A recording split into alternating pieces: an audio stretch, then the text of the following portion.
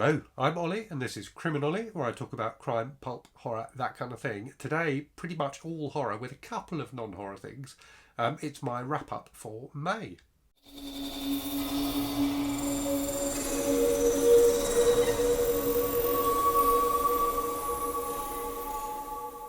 So May, of course, was Horror Mayhem, the fantastic horror-themed reading event organised by the Bookish Bryant, with a bunch of co-hosts, including me. So there were 4 themed weeks.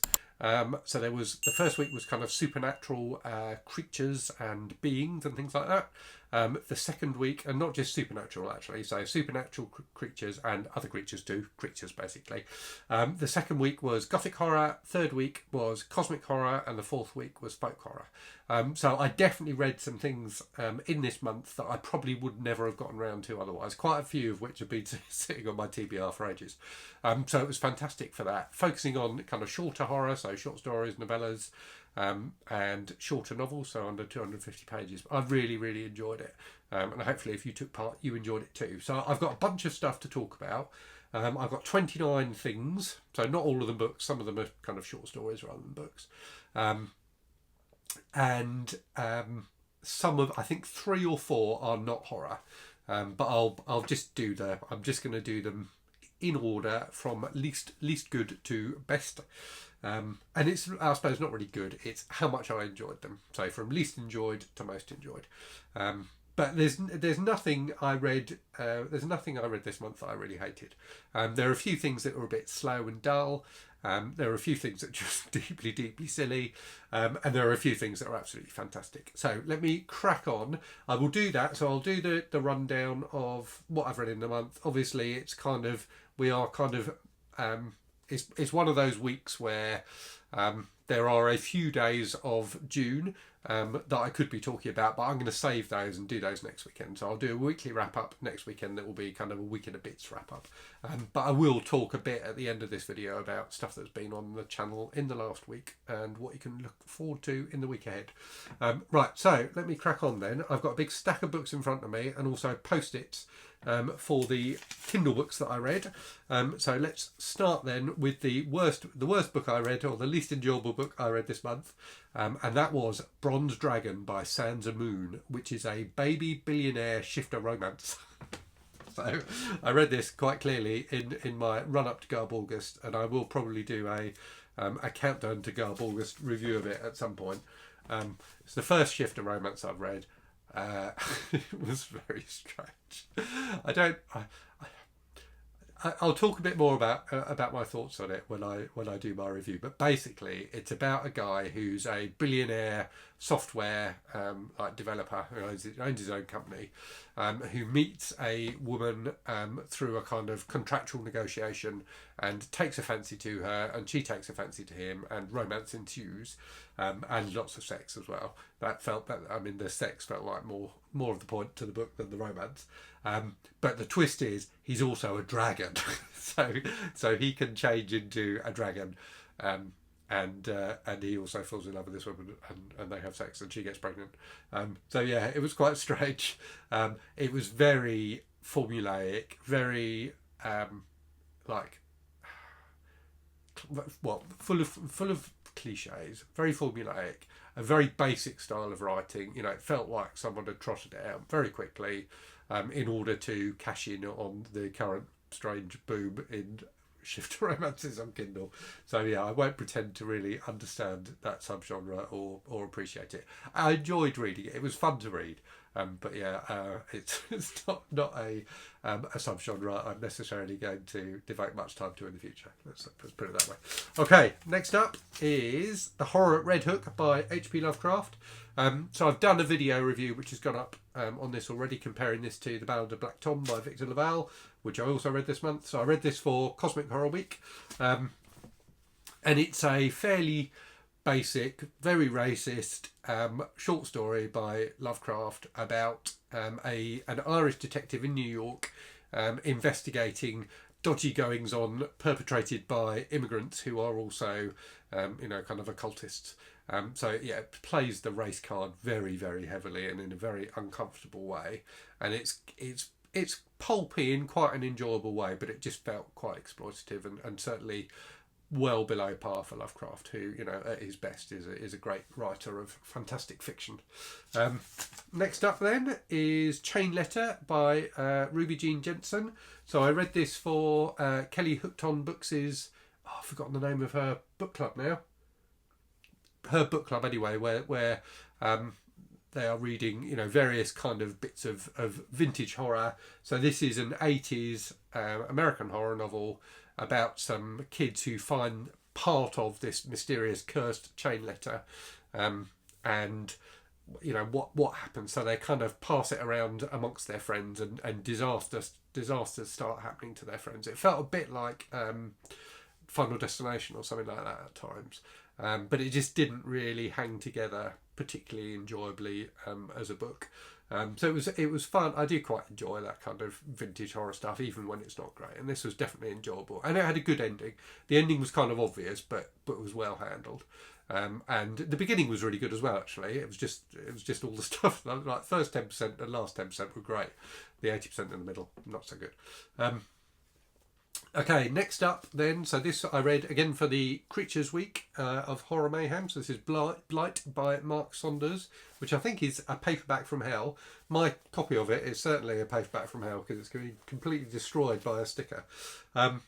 So this is a creature feature type book about a plague of moths that is plaguing this kind of new development of kind of, you know, where fairly wealthy people live. I mean, I don't know, moths just don't make a very interesting monster. Yeah, even moths with fangs like they are in here. So it was fine. It was very formulaic. You know, it's got a kind of a more of a disaster movie type vibe than a lot of creature stuff does, which I did quite enjoy. But it just felt a bit silly, and I didn't really get on with it, to be honest with you. I couldn't commit to it in the way that I like to commit to really, really silly horror novels.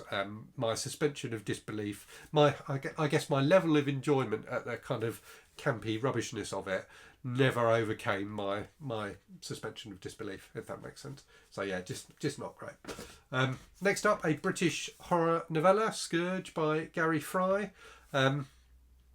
which was okay. So again, it's a creature feature type thing. This one's set in Yorkshire, about this strange, and this could have worked for Folk Horror Week as well. So it's about these rumours of kind of local myths about these strange creatures that look like people but aren't people that live on the Yorkshire moors, and about this kind of anthropologist who works at the local university who's investigating them. So it was quite fun, and it felt a lot like an episode of The X-Files.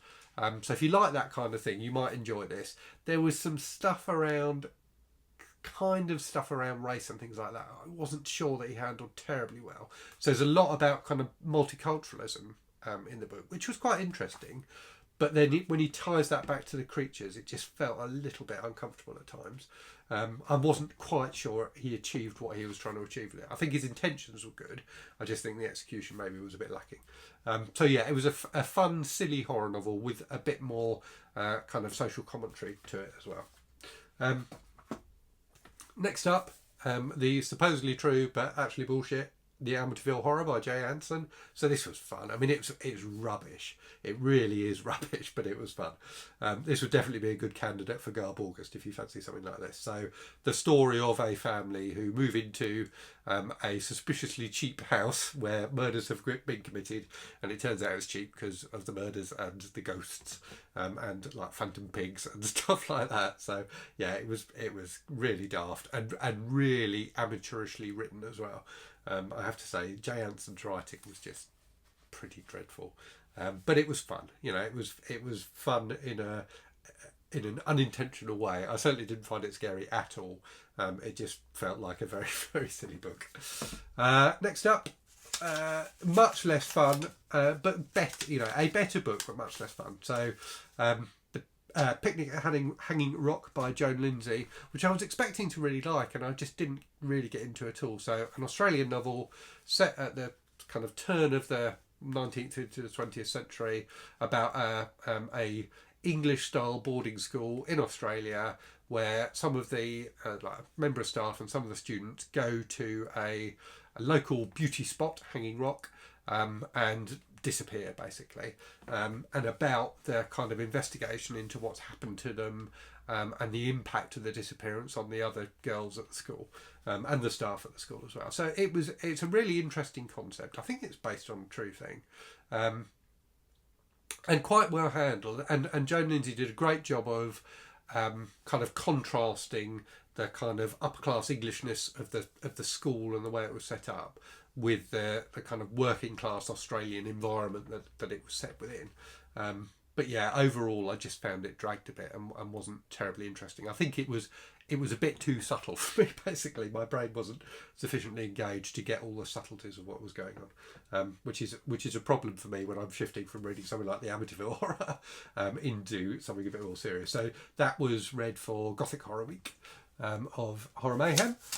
What's next? Next we have The Elementals by Michael McDowell. So also read for Gothic Horror Week. So a Southern Gothic book, which disappointed me a bit, to be honest with you. So I absolutely loved the Blackwater Saga by Michael McDowell, which I reviewed on the channel a little while ago. This had a similar sort of feel to it in that it's about a bit of a crazy Southern family and a kind of haunted house, and it just, for some reason, and I can't put my finger on why, for some reason it just didn't work for me. So there was a lot to enjoy in there, and his characters, as they were in Blackwater, the characters are fantastic and really, really enjoyable. But there was just something about it that didn't quite work. So it wasn't as much fun as I hoped it would be. But next up, a non-horror book. Read so again, I'll be doing a review of this in Countdown to Garb August. So this was the Amiga Terra by Nick Carter, although it's not actually by Nick Carter. Nick Carter is the name of the hero, and I have found out the name of the person who wrote this, Ralph Ayres or something like that, I think his name is. When I do the review, I'll make sure I attribute it to him. So this is part of a long-running series of spy novels that I think started in kind of the late 60s, but actually based on this character, and I've talked about this book on the channel before. So Nick Carter, who was a kind of a gumshoe detective in like dime novels back at the start of the 20th century or end of the 19th century, was resurrected as Nick Carter's Killmaster, a kind of James Bond style spy for this long running series of trashy paperbacks with wonderful, slightly salacious covers in the UK at least. So I looked at the American cover for this; it was far less interesting. So yeah, it was enormously cliched and formulaic spy novel, but quite a lot of fun to read, I have to say. I'll talk a bit more about it when I do my review. Okay, next up, Squirm by Richard Curtis, based on the novelisation of the film by Jeff Lieberman, which is about killer worms, which was achieved its aims of being a fun, trashy monster novel much better than Blight did. So I really enjoyed this. It's deeply silly. So basically, it's set somewhere in America. I can't remember where. Oh, Georgia. So set in Georgia. It's about this guy who's got a worm farm. But for some reason, when the worms come in contact with electricity, they turn carnivorous and like want to eat people. And you find that out fairly early on in the story, because his son, who works at the worm farm, some worms accidentally get electrified and try to eat his fingers. And then later on, when the son's a bit more grown up, there's like a storm or something like that, and loads of the worms get electrified and start eating people. It was just deeply silly, but an absolute blast. I really, really enjoyed it. Right, next up, something completely different. And I've lost the copy of this, which is worrying because it's a library book and it's due back on Monday. And I've got no idea where it is. So I need to search the house for it. But this was Manhunt by Gretchen Felker-Martin. So I've done a review of this, which went up on Thursday. This is a kind of post-apocalyptic or dystopian horror novel about a future where a strange virus has turned all men into sex-crazed, ravenous monsters, and the women who remain are trying to defend themselves. But there are also, and this is something that is not typical for this sort of story, there's also a load of trans characters in it, and all the central characters are trans. So it's about the impact of that scenario on them and how they find themselves trapped between the men who are trying to kill and rape and eat them, basically, and the women who are deeply suspicious of them because of the fact they're trans. So a really interesting allegory for the existence of trans people in today's society. But just, I mean, it was very powerfully written, but just really bleak and depressing, and as a result, not a very enjoyable book. Okay, next up was this, the Adversary, even by Patrick Harnish. So Patrick kindly sent me a copy of this a little while ago. So I read this right at the end of May as kind of my bridging book, if you like, between Horror Mayhem and Dune on the Range. So this is a horror western about a guy. It's a really enjoyable mix of different things, basically. So there's a serial killer kind of going through the Old West, slaughtering people. There's a guy who's lost members of his family to this serial killer, who's kind of quite a normal guy. He's like a bank manager.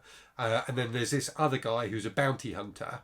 And those two team up to try and find the killer. All sorts of crazy stuff going on in this book, but really, really enjoyable. So some great kind of Western tropes used in it and things like that. Very graphic and very horrible at times, but just a really fun, enjoyable, nasty horror Western. So yeah, I'll talk about this in an upcoming Small Press Friday. So I'll do like a mini review of it in that. But I really, really enjoyed it. Right, next up for Countdown to Garb August, 79 Park Avenue by Harold Robbins. So I've done a review of this, which went up again last Thursday, or Thursday just gone. This was really enjoyable. So a 50s, deliberately salacious, kind of drama type novel about the life of this woman who becomes a prostitute. So how she became a prostitute, her kind of teenage years and things like that. The men she interacts with, inspired in some ways, I think, by a real life case, but definitely fictionalized. But just a really enjoyable, trashy book. Deliberately, eye-catchingly sexual. And Harold Robbins had a huge reputation for writing, essentially dirty books. But and this book, amongst others, were banned in some states at some points in the US. But it was really enjoyable, kind of campy fun, but very, very entertaining. And he did have a serious intention in writing it as well.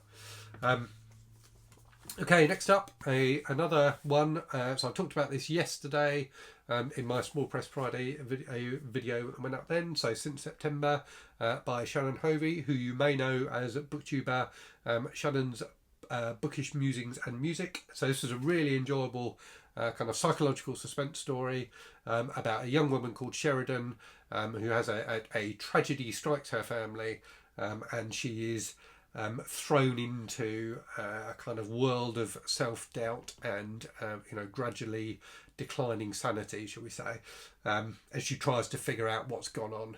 So a really enjoyable kind of suspense story with great use of characters. So Shannon Hovey does a really good job of building characters in this. I really enjoyed it. So thank you, Shannon, for sending me that. Okay, right, I need a breather. Okay, right, we've still got, I think I'm about halfway through. Okay, next up, Horrorstor by Grady Hendrix. So I did a review of this a couple of weeks ago. So this I read for week 1 of Horror Mayhem. So a very enjoyable, very silly, but really fun horror story set in basically a haunted IKEA that was built on a kind of weird experimental prison, built on the grounds of a weird experimental prison. Presented to the reader as something akin to an IKEA catalogue. But yeah, just a really fun, entertaining horror story. Quite creepy at times. Never kind of outright scary, but moves at a good pace.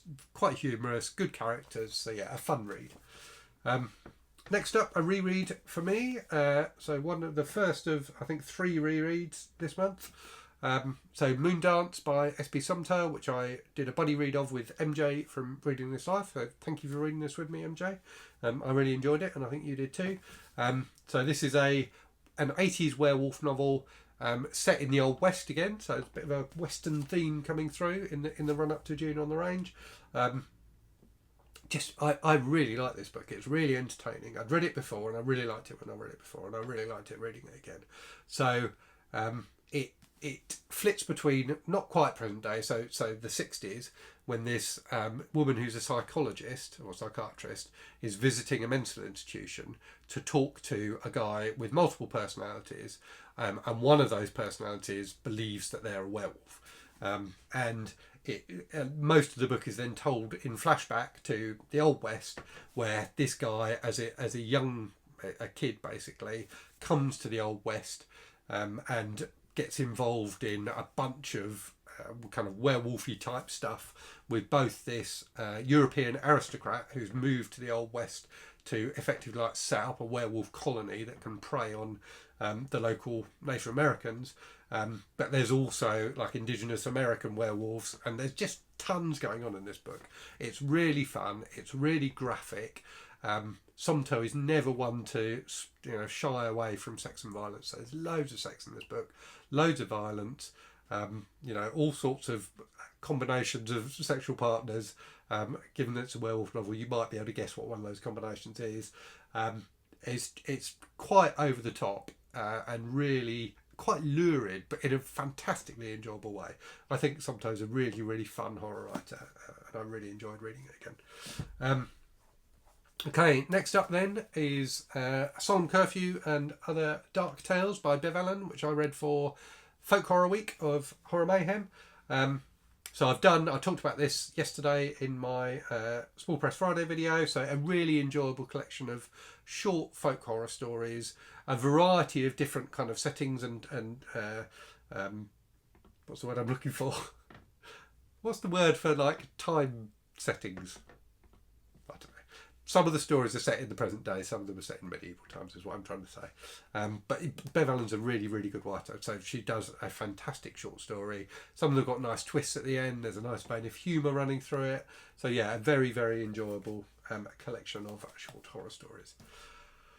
Right, we're nearly there. We have got 1, 2, 3, 4, 5, 6, 7 books to go, I think. Oh no, 8, because there's at least one. Oh no, there's a couple, so probably 10 books to go. Right, I'm going to have a breather. Right, okay. You've Lost a Lot of Blood by Eric LaRocca. So again, I've done a review of this already. So a really interesting and enjoyable horror story about a guy who's a serial killer. So it includes excerpts from his diaries and like voice recordings and things like that, but has also got within it a novella that he wrote, which is also called You've Lost a Lot of Blood, which is about a woman who's like a video game developer who goes to this out of the way place to work with this kind of crazy genius video game developer, and all sorts of very weird body horror type stuff starts happening. So I really like this book. I didn't enjoy LaRocca's Things Have Gotten Worse since we last spoke nearly as much as this. This is fantastic. So yeah, very, very entertaining. Watch my full review of it if you want to know more. Right, moving on. So next up, I said at the start when I talked about Horror Red Hook that I'd also read The Ballad of Black Tom by Victor Lavalle, which is his kind of modern response to the Horror Red Hook. So a really good modern take on cosmic horror. So set in the same time period as Horror Red Hook. So in kind of 20s New York, 1920s New York, I should say, on 2020s. About a young black guy who's a musician who gets kind of sucked into this world of occultism. A really entertaining novella. Victor Lavalle does cosmic horror really, really well, but also addresses all of the racism in the Lovecraft story and builds a really convincing and interesting central character in Tom as well. So yeah, a very enjoyable book. Next up, The MD by Thomas M Disch. So this was the first book I read this month, and I really liked it. So this is a long, it's like 600, over 500 page horror novel about this guy who, as a child, discovers this thing in like a relative's attic, which is called a caduceus, which is that kind of doctor's symbol of the staff with the snakes going around it, which he discovers he can use to help people, but also to harm people. And there's a balance that needs to be struck with this thing to keep it charged. So in order to keep it charged to help people, he also needs to do harm with it. So a really interesting, and he uses this thing through the course of his childhood and adolescence, and grows up to be a doctor, where he continues to use it to do various things. But yeah, a really, really interesting kind of meditation on the fact that as a society we sometimes have to do harm, or feel that we have to do harm in order to do good. Yeah, I really liked it, and a really interesting. So it was written in written in 91. So really interesting meditation as well from Disch on like the AIDS epidemic and its impact on America and the gay society in America as well. So yeah, really, really good. Right, next up, The Hellbound Heart by Clive Barker. So this was the Birth Year Book Tag read-along book for this month. So I read that with a bunch of people on my Discord, and I think most of us really enjoyed it. So this is I'm not sure if it's a short novel or a novella. How long is it? 127 pages, so it's probably a novella. By Clive Barker. The basis for the movie Hellraiser, which many of you will probably know. But yeah, a really entertaining story about this guy, Frank, who is a bit of a thrill seeker, who discovers this puzzle box, which allows him to summon the Cenobites, so Pinhead being the most famous of the Cenobites, who are these kind of demonic interdimensional beings who give him more pleasure and pain than he anticipated, and it's about his partner then trying to bring him back from the dead. So it's a really twisted and enjoyable story. The thing that most impressed and surprised me about it, and I had read it before but I'd forgotten this about it, is whereas Hellraiser is famous for being very graphic, and the Cenobites are on full display in Hellraiser, in the story everything's a lot subtler. So the violence is there, but it's a lot subtler, and the Cenobites are there, but the descriptions of them are vague. So in a similar vein to Lovecraft, you kind of have to make up your own mind about what you're seeing, which is really, really effective. So yeah, very much enjoyed that. Okay, for Folk Horror Week, I also read Off Season by Jack Ketchum, which was brilliant. So one, Plague My Visions sent me this a long time ago, and I hadn't got around to it. So Horror Mayhem was a great excuse to read it, and it was really good. So it's a kind of classic story of rural versus sort of city folk against rural folk. These city folk go to stay in this cabin in rural Maine, where there's nearby a kind of tribe of kind of backwoods, as in backwoods, and also backwards cannibals who kind of live off local tourists and things like that they find, and it just the horror and suspense starts early on and just keeps on ramping up to an absolutely apocalyptic finale. So yeah, very, very enjoyable, in a grim and disturbing way. Jack Ketchum never shies away from kind of realistic descriptions of violence, by which I mean the violence in his books is feels authentic and is deliberately horrible, and you could argue that that's how depictions of violence in books and films should be. Okay, next up, a non-horror one, so Liarmouth by John Waters. So a comic story of these kind of con artists and the trouble they get into, are just absolutely wild in terms of the lengths he goes to get a laugh.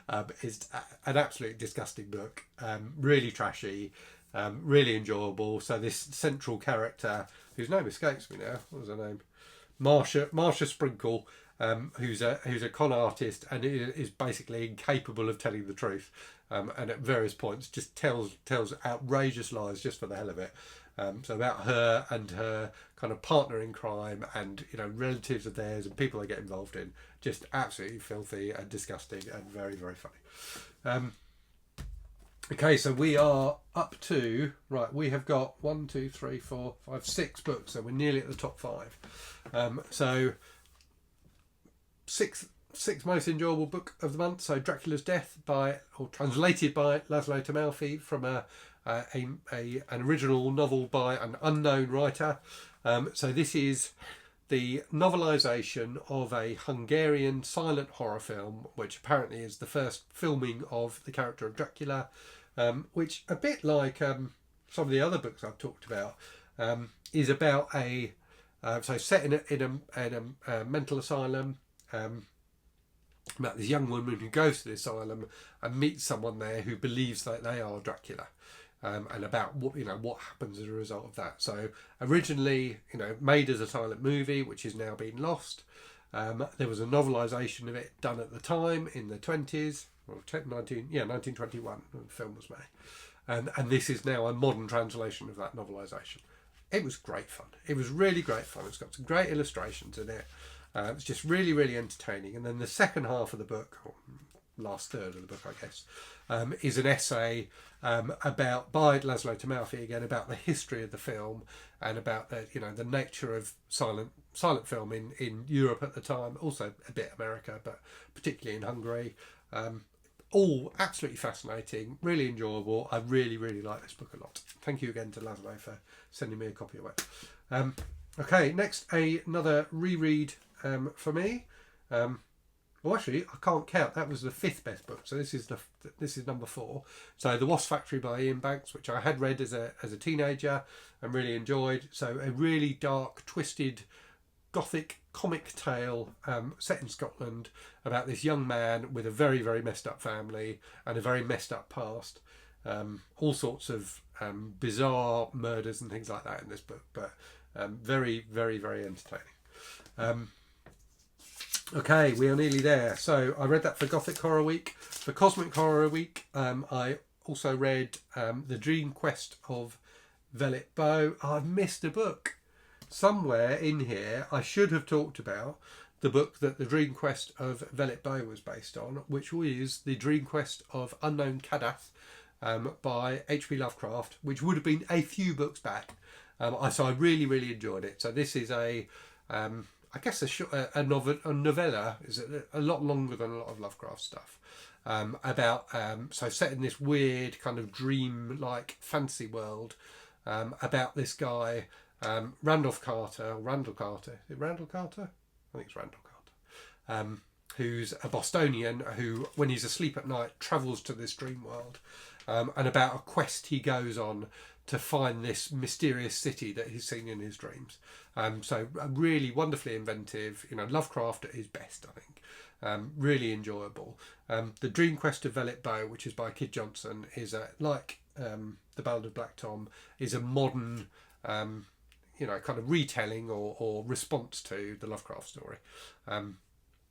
So in this one, Vellitt Bow, who's a person who lives in the dream world that Randall Carter travels to, goes on her own quest through the world to find someone. So she works in university, and one of the students at the university has gone missing, has gone AWOL, and she goes on a quest across this world to try and find her.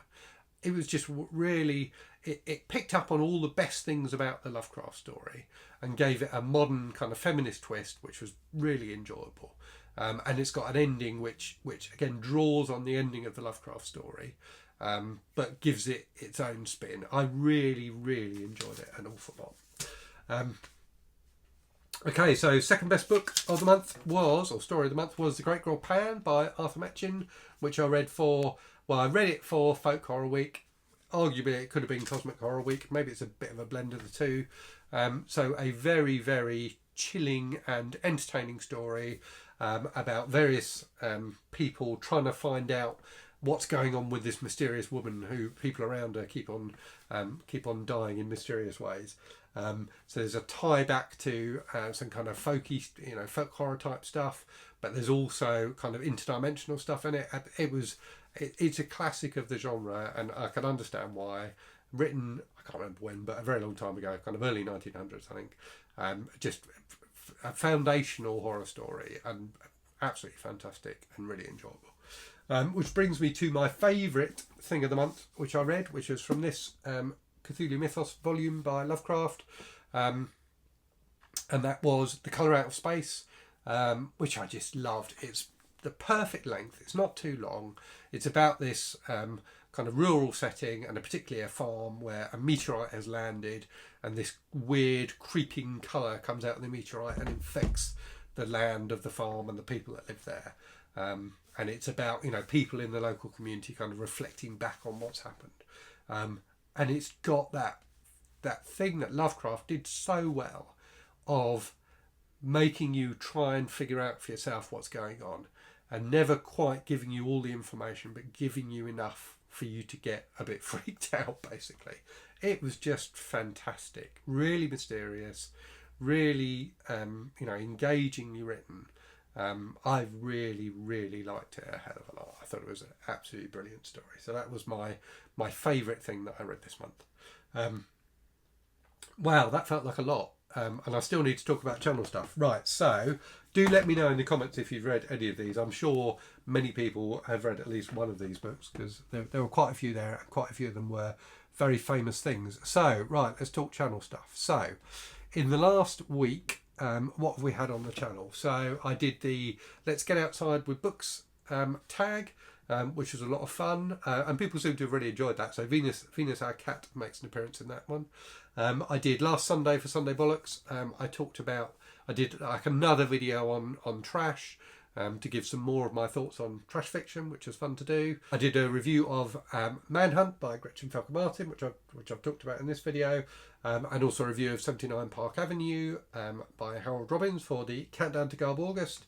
I did a library tour of random books that I can't figure out why I own, which is quite entertaining to do. I did Small Press Fridays yesterday, where I talked about a couple of books that I talked about here. And then in the week ahead, what have I got planned? So I'm going to do a review. I think I'm going to do a review for June on the Range of Riders of the Purple Sage by Zane Grey, which I've just finished, which I really like, and Blood Meridian by Cormac McCarthy, which I'm just starting. If I get that finished in time, I'm going to do kind of a comparison review between those two. You know, one of them being one of the very first westerns, and then one of them being a modern take on the western genre. I'm probably going to do another library tour, or I may do a book haul. I'm not sure which. And tag wise, I'm going to do my top 5 English books tag, or top 5 English novels tag, which should be fun.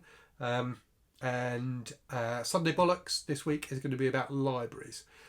So that's kind of a flavour of what's coming up on the channel in the week ahead. So yeah, that's it from me. Do let me know what you read in May for Horror Mayhem. I thought it was an absolutely fantastic event. I really enjoyed February Fantasy Stories, which the Bookish Bryants arranged before. So it was really great to be invited to be a co-host of this one. So thank you very much, Bookish Bryants, for that invite. They've got a new channel as well, which I'll try and remember to link to in the description. So they're doing a new horror focus channel where they're looking at horror movies. So I'll put a link to that in the description. Yeah, it's been a really fun reading month. I've really enjoyed this month. A few things, as I said, that I didn't get on with quite so much, but a lot of really fun things as well. I'm really, really looking forward to June on the Range. So I've done my TBR for June video, which went up on Monday, I think. So yeah, look out for that if you haven't seen it. I've got a big stack of westerns to read, and as I say, I've already finished Riders of the Purple Sage, which I really loved. So yeah, that's it from me. Thank you very much as always for watching. Hope you're safe and well. Hope you're reading good stuff, and I will speak to you again very soon. Cheerio.